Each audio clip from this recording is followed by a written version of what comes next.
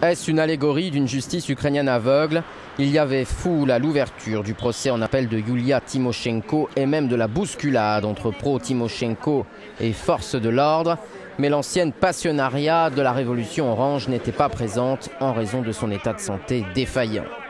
Ce procès a provoqué une grave crise entre Kiev et Bruxelles et menace même le sommet Union européenne-Ukraine du 19 décembre. Rien de surprenant pour ce député pro-Tymoshenko.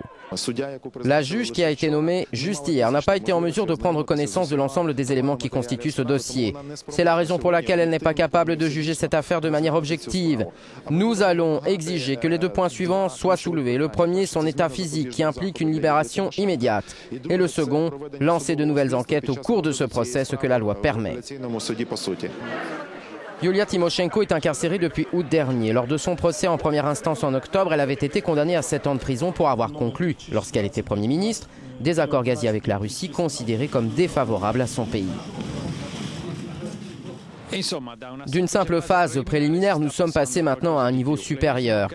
Un vrai défi entre l'opposition et le président Yanukovych.